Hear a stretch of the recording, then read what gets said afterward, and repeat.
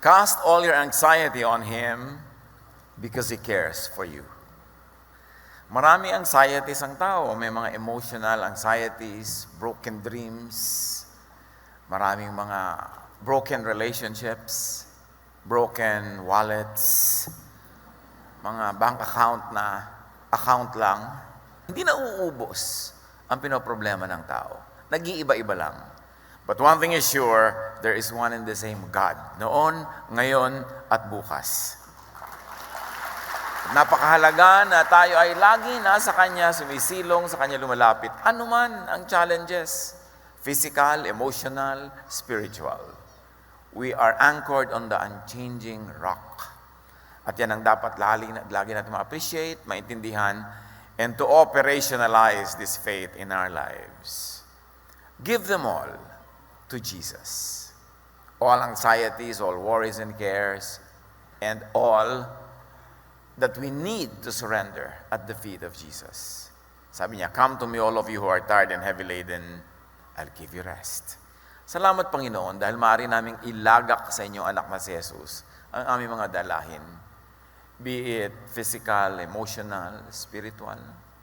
Pag ito ay mga concerns namin about finances, about safety, about health, lahat ng ito ay nagapi ng iyong anak na si Jesus.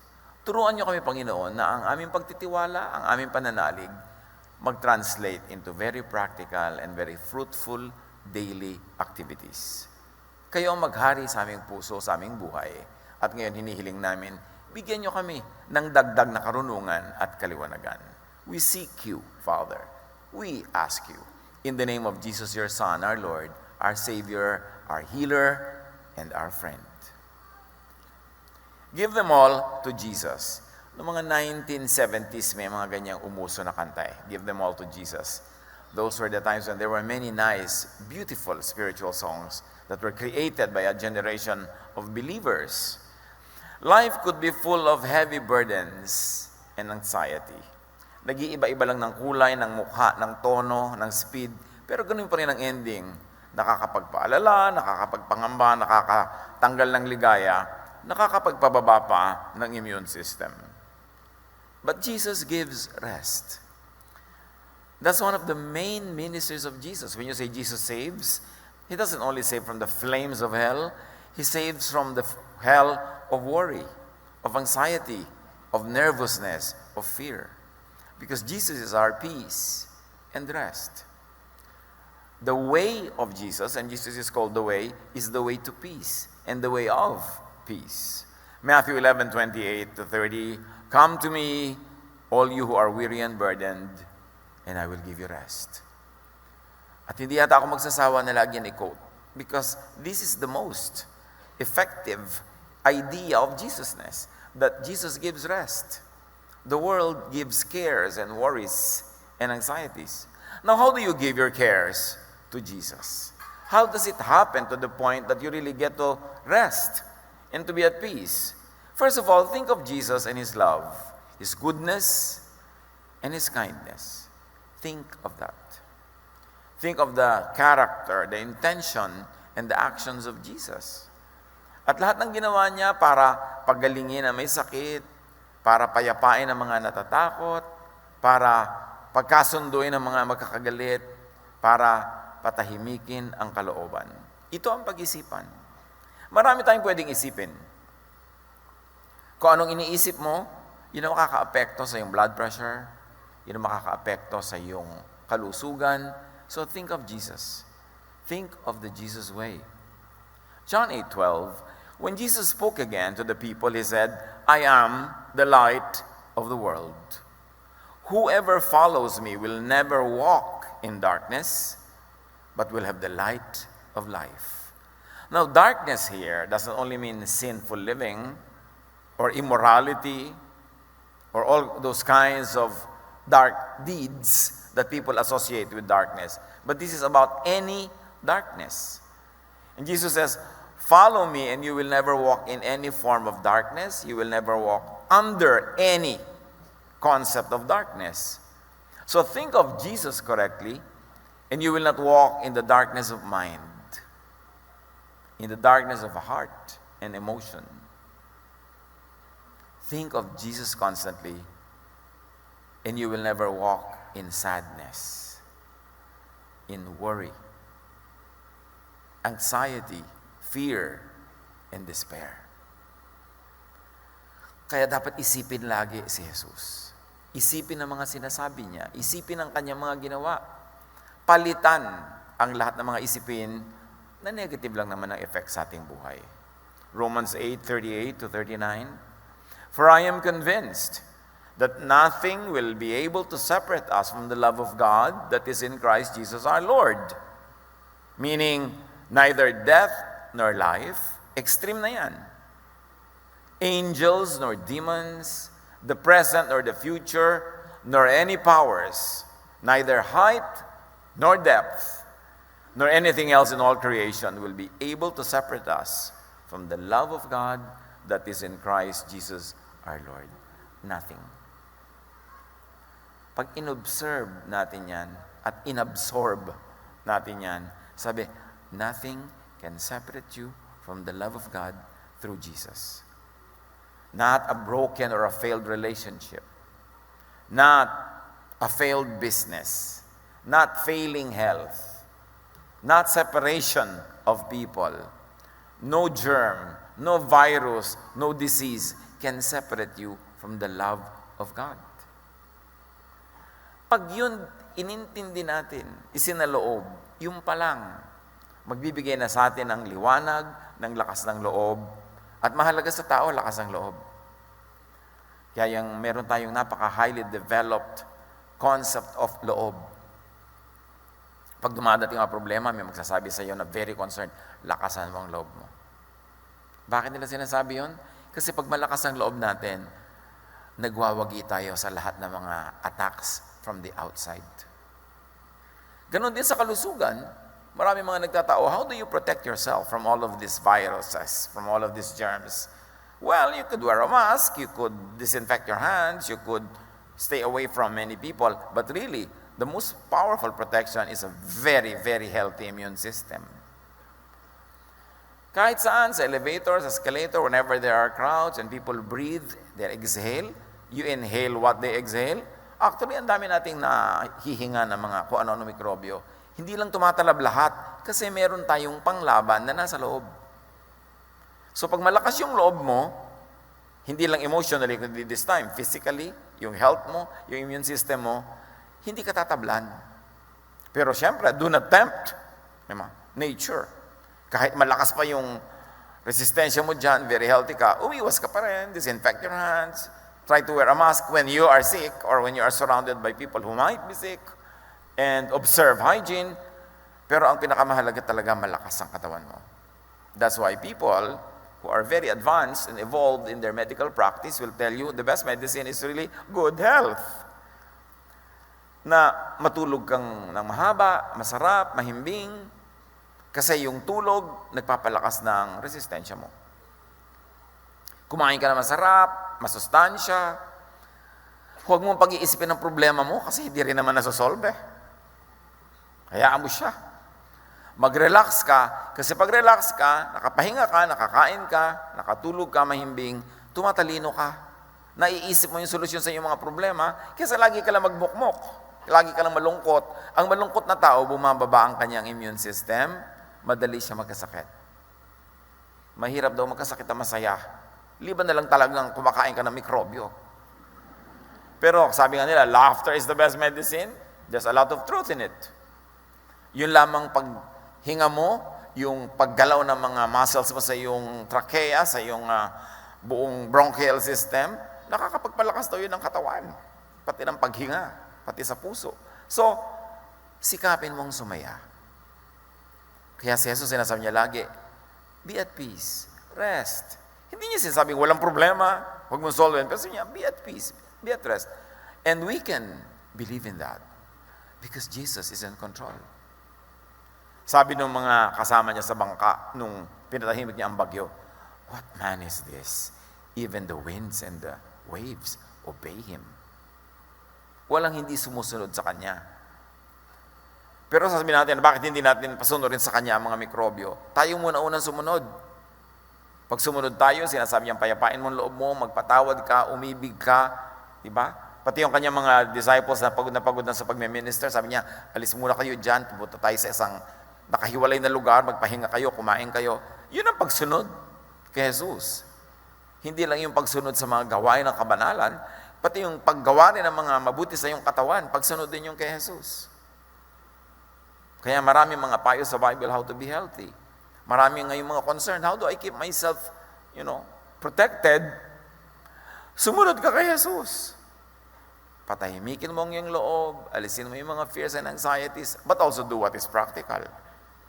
Take care of your health. At yan ang magpoprotect sa iyo. Walang anumang bagay in creation that can separate us from the love of God. Only your thought. Pag nilagot mo sa iyong isip, yung connection mo sa Diyos, pag inihiwalay mo siya sa iyong mga iniisip, at ang inuna mo ay yung mga ibang nagpapatakot sa iyo, mawawalay ka nga. So, nasa sa iyo rin. Kaya dapat bantayan ang ating isip. Dahil ang isip na nag-aalala, natatakot, nagwo-worry, is the devil's workshop. Lalong tumatalab sa atin yung mga ayaw natin pagka hindi tayo nakapahinga. Christ lives in us. That's what scriptures say. The Holy Spirit lives in you. We are the temple of the living God. The kingdom is in you. All that. Pagka inabsorb mo yun, the kingdom is in me. Therefore, I have all the power, I have all the energy, I have all the capacity to keep this kingdom intact. I am the temple of the Holy Spirit. Therefore, I have the responsibility and the privilege and the power to keep this temple clean. Yung mga Israelites noon, they did a lot of things to keep their temple, their physical temple, physically clean. But we know that the real temple of God is the believer's heart.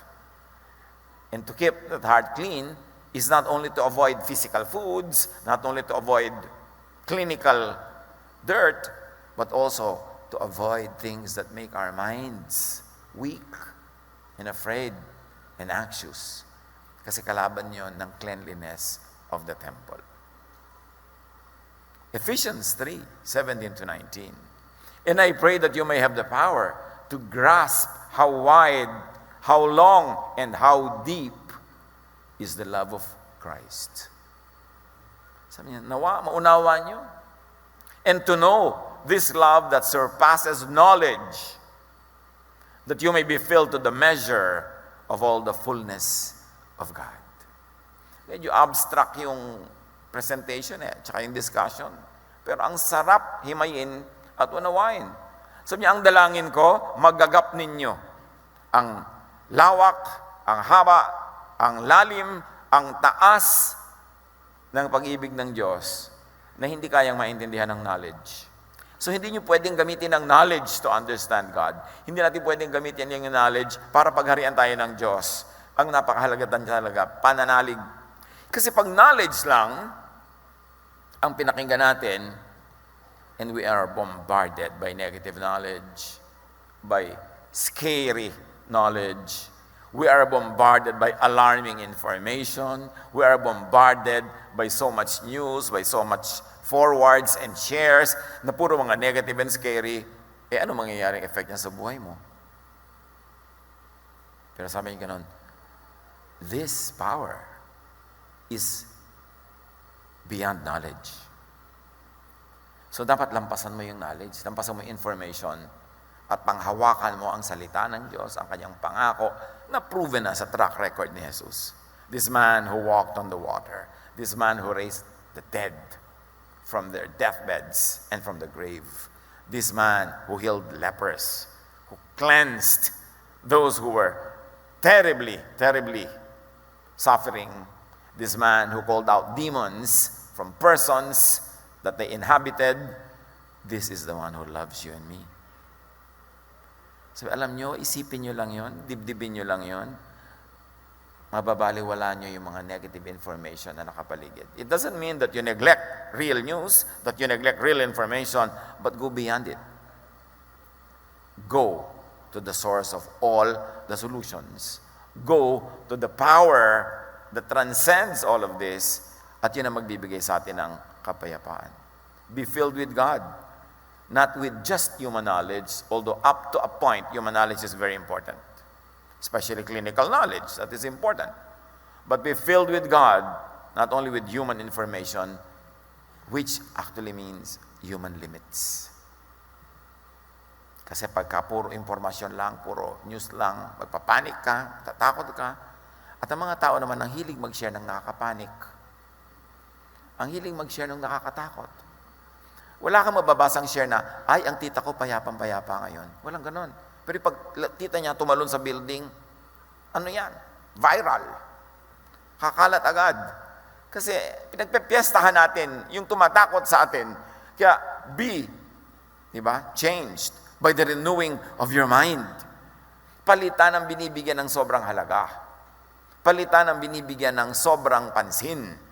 Dahil maraming dapat kang pansinin na negative at it is to your protection up to a point na pansinin yun, pero marami kang dapat na pansinin na positive. The promises of God, the ways of God, the instructions of God through Jesus, and up to a point, even through the instructions of God through the law. Kasi marami silang magagandang laws din, yung mga dietary laws that really have meaning, hindi lang religious, may clinical value, mga laws on hygiene, laws on how to keep your body clean. Marami tayong mapapala dyan. Yun ang pagpapansinin.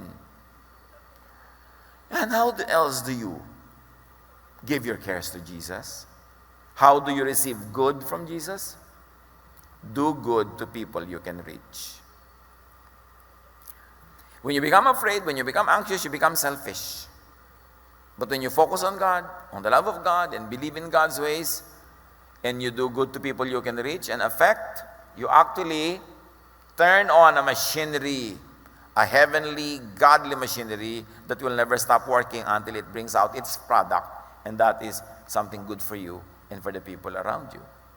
Psalm 37:3, trust in the Lord and do good. Dwell in the land and enjoy safe pasture. Pwedeng i-apply yan sa ating panahon ngayon. Kaya sabi, trust in the Lord and do good. Yun ang ibig sabihin ng trust. You trust to the point that you do good. Na may ibibili ka na pagkarami-raming supply, ang bibilin mo lang yung pangayon nyo hanggang bukas, yung up to a short period na kailangan mo para kung namang nagkasipon ka, nagkasakit ka dyan, hindi ka makalabas ng bahay, meron kang supply, hindi para wala nang mabili yung iba. Trust in the Lord and do good. Dwell in the land and enjoy safe pasture. So trust God enough to do good to people. Not naman yung sobrang good na niyakap po na lahat yung inuubo. Hindi ganun. Dapat do good in a safe way kasi may clinical way to remain safe and still do good. Trust that God knows the situation, that God wills to love and will help, and that God can love and deliver through you. That you become a part of God's solution. That you are not part of the problem. And even if you became part of the problem, especially hindi mo naman hinanap, dumating lang, then all the others will become a part of the solution for you. Yun ang mahalaga sa mga tao, mga kapatid. Pagka may mga crisis, may mga difficulty, we move as one humanity, as one race, as one city, as one nation. That is how we survive. Hindi yung magkakani-kanya. Hebrews 13:6, and do not forget to do good and to share with others, for with such sacrifices, God is pleased. And when God is pleased, good things happen. May anxiety ka, kapatid. Ano man yon? May anxiety ka tungkol sa iyong health. May anxiety ka tungkol sa iyong mga payables. May anxiety ka tungkol sa iyong pag-ibig na actually walang pag-ibig kaya ka anxious. Diba? May anxiety ka nito, may ganun-ganon. You want good things to happen. No? Do good. Do not forget to do good and share with others. For with such sacrifices, God is pleased. And when God is pleased, good things happen. And the best way to reverse a bad situation is to do good. Mga anak ng Diyos, may bad situation na nangyayari. How do you reverse it? You do what is good. At yung ginagawa ng isang tao lang, nakaka-inspire ng ibang tao dahil sila naaalala rin nila nung nagiging asal hayop na sila, nakita kanilang asal tao, asal Jesus, maalala nilang tao rin sila at maalala nilang anak din sila ni Jesus, and then bibitawan nila yung kanilang masamang asal at babalikan nila yung kanilang pagkatao. If you inspire other people to dig deep into their humanity, especially in difficult times, you actually change the world for the good, for the better. At yan tayo, we are the light of the world. Tayo ang mga mumunting ilaw ni Jesus, na kung saan madilim, magkakaroon tayo ng silbi. Sa ganito mga panahon na may challenge, hindi lang sa ating bansa, sa buong mundo, ang iniisip mo dapat, anak ng Diyos, how can I be God's little light in my corner of the world? How can I reverse a bad thing by doing the good thing? How can I trust God enough to the point that in spite of everything, I still do good? Dahil pag nangyayari yun, it begins an automatic, natural occurrence that the beautiful will of God happens. May participation tayo dyan. You've got to reverse a negative direction by stopping in joining it, and then by reversing your own walk, and then all the others will be inspired. Matthew 25:31-40, hali kayo, yung lagi natin pinag-uusapan, na gantimpala sa mga anak ng Diyos. Hali kayo mga pinagpala ng aking Ama, pumasok kayo at tanggapin ang kahariang inihanda para sa inyo mula pa ng likhain ng daigdig. So anong inihanda para sa atin? Ang kaharian. Ang inihanda ay paraiso. Ang inihanda ay langit. Ang inihanda ay gantimpala. Yun ang nakahanda para sa atin. Isipin mo lang yun, doon ka pupunta eh. Ba't ka liliko? Ba't ka magpapagulo? Yun ang inihanda at doon ka patungo. At bakit daw makakapunta doon? Sapagkat ako'y naghihirap, nagdurusa at nangangailangan. Ako'y nagugutom at ako'y iyong pinakain. Ako'y nauuhaw at ako'y iyong pinainom. Ako'y isang dayuhan at iyong pinatuloy. Hubad at iyong dinamitan. Nagkasakit at iyong dinalaw. Nabilanggo at iyong pinuntahan. But of course, we can apply it now, and we can apply it to many other cases because the Word of God is so universal that it can be applied in any reality on the ground. Pag tiningnan mo lang how to connect it. Pero di ba, i-apply natin yan. Sabi niya, hali kayo, yung inihandang gantimpala sa iyo nung paman, bago nilikha ang daigdig, enjoyin nyo. Bakit po? Sapagkat ako'y nagugutom at yung pinakain. So pag may nagugutom, may crisis, ang isipin mo magpakain, hindi yung agawan sila. Pag hindi ikaw ang gutom, dapat ikaw ang magpakain. Pag hindi ikaw ang pasyente, dapat ikaw ang tumulong. Hindi ikaw ang naputok ka ng bulkan, dapat magpadala ka ng tulong. Diyan dapat ina-apply. You take all clinical precautions, you take all precautions known to science, but you care for the sick. You feed the hungry. You give drink to the thirsty. You clothe the naked. Tandaan ninyo, sabi niya, nang gawin ninyo ito sa pinakahamak sa mga kapatid kong ito, sa akin ninyo ito ginawa. So mga kapatid, kailan natin i-apply si Jesus? These are the moments when the lights of Jesus must shine. That you trust God enough to do good. Not to do bad. Not to do selfish acts. At para nang sinabi ni Jesus, ako ang magsusukli sa lahat ng yan. Maging sensitive tayo mga kapatid. Maraming tao nagdurusa. Nang sinabi ni Jesus, pag ginawa nyo ang lahat ng ito sa pinakahamak, aariin kong sa akin nyo ginawa. Kapagkat malapit ang puso ko sa mga kawawa, sa mga hamak, sa mga pinandidirihan, sa mga itinatakwil, sa itinataboy. Pag ginawa nyo yan, sabi niya, welcome kayo dito sa kaharian na inilaan noong paman. At ako ang magsusukli sa inyo. Sa lahat ng yan, isa lang ang sagot ni Jesus, pag-ibig, pagtulong, pagmamahal, pangunawa, at pagpapadala ng lahat ng kaya nating ipadalang tulong. God's way, the way for people to eat, is to feed others first. The way for people to be saved from hardship is to save others first. Because in the irony of things, you keep only what you give away. And you lose what you selfishly try to keep for yourself. You reach the east by sailing west.